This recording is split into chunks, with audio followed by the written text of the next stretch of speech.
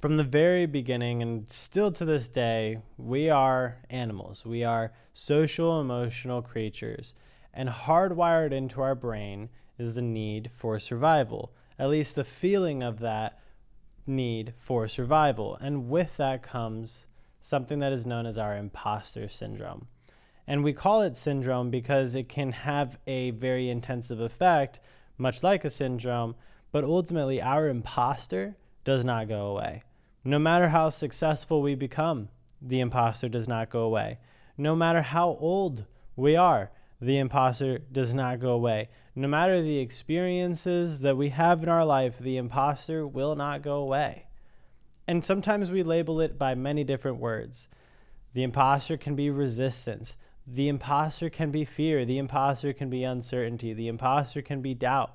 Whatever the imposter may cloak itself as, the fact is, the imposter is there. It is there to stay, and it is something that we must continuously contend with. The imposter lives within you, within me, and within all of us in its own way, and it continuously adapts as we adapt to our ever-growing identities, because it is in and of itself its own identity. But we must always understand the imposter is only the imposter. It is not us. And there are ways in which we can fight and combat this enemy within our home and push it as far out of the home, so at least it sleeps in the outhouse versus in the bedroom with us. So let's dig in to the imposter and understanding your imposter syndrome. Welcome to today's Gen Ed class.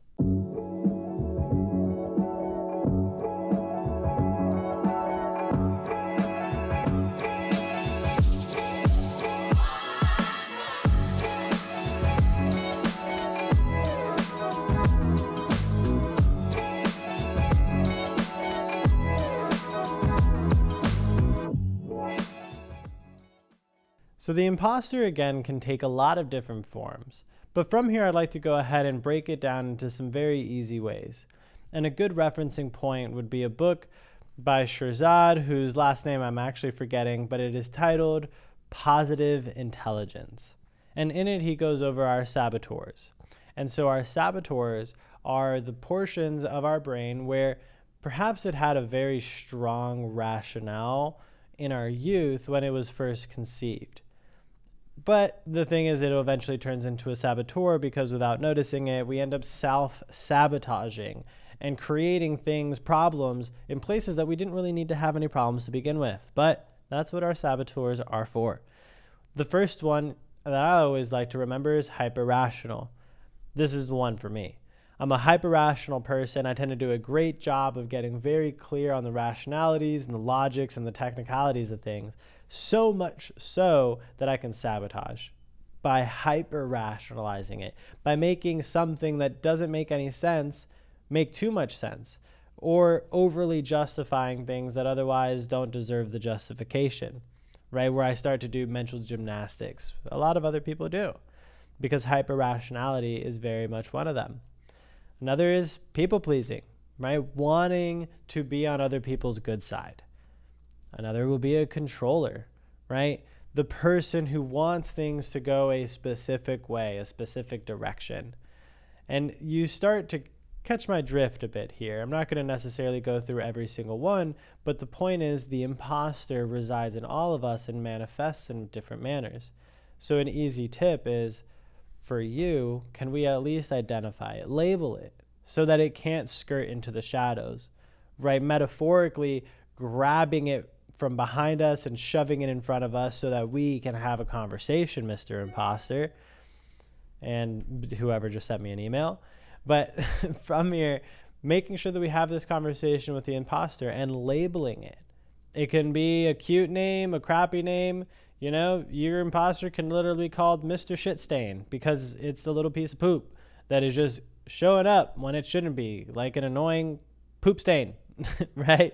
You know, so you can put whatever name you want to put behind it, but the point is that we label it, because this way we start to, like a Pavlovian dog, trick and condition, not necessarily trick, but specifically condition ourselves to recognize when it is really just our imposter showing up.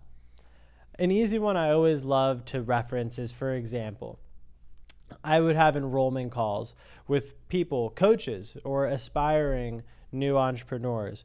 They want to build this business and they know that they don't know what they need to do, but that someone does, and that with this, they need specific help. Or with that, they may not necessarily know what they need help with, but then that's obviously what the conversation turns into, diagnosing the problem. What is it that is going on? Where are you trying to go? And what is important so that you are getting to where you want to go?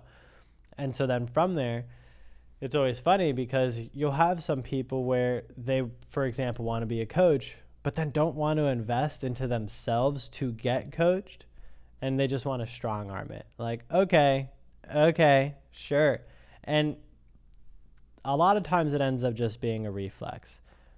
A lot of times it ends up being the most basic bullshit of money, because they convince themselves either they're not worth investing that much money into themselves, they're not worth whatever that change that they're looking for.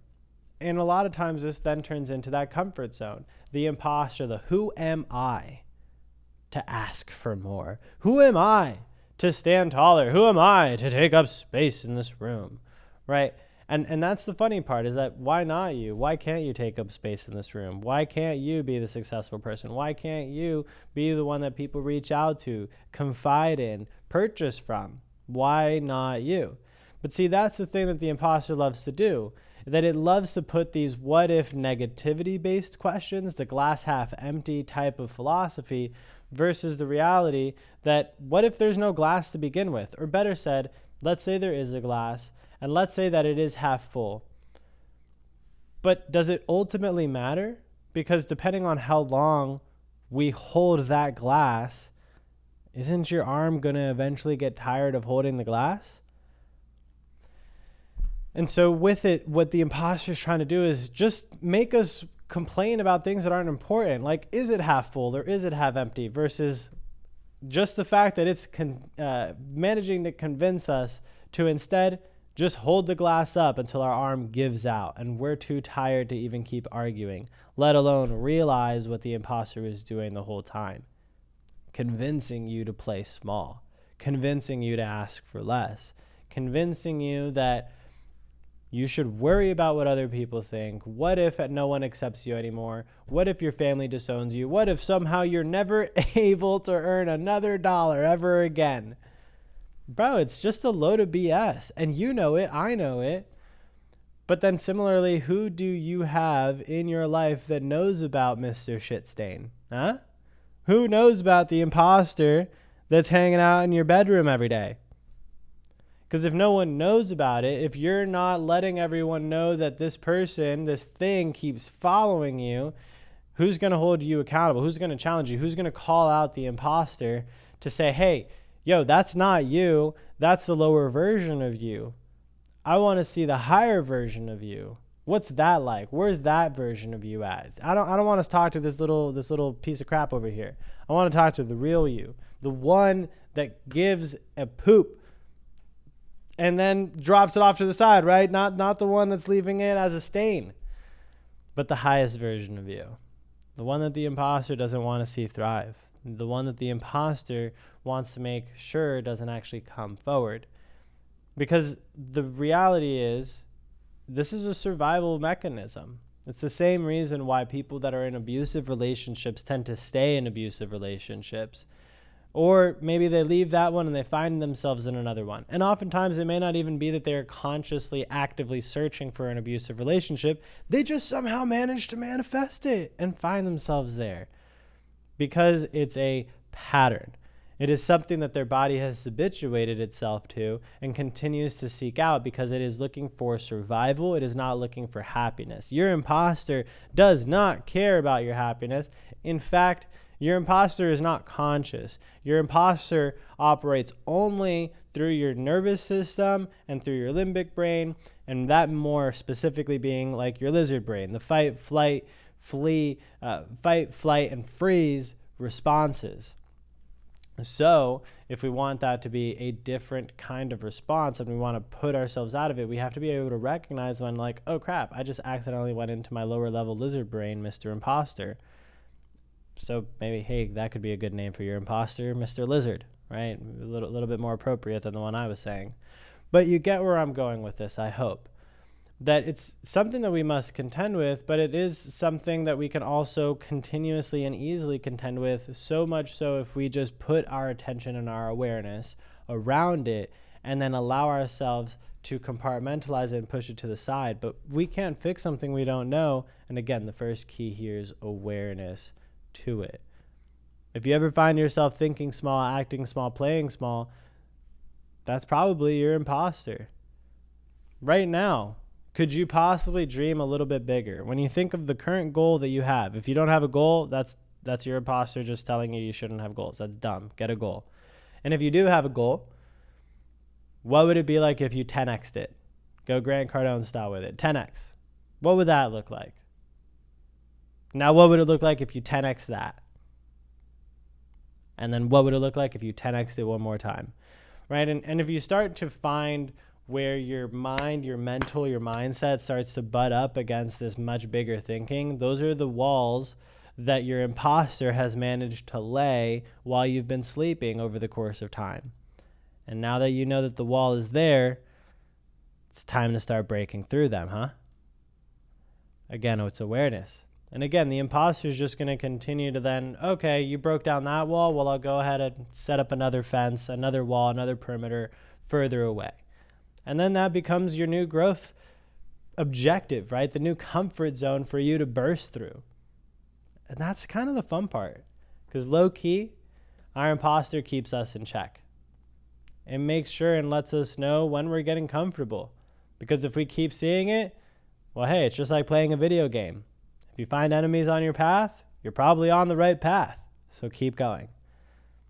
And with that, for everyone else that's ever going down their path and they need that fuel to keep going, go ahead and share this on your socials so that they can go ahead and get the same juice that you are. Make sure that you're hitting the subscribe button and the notification bell so that you know when the next class, the next episode is in session, and we will see you then.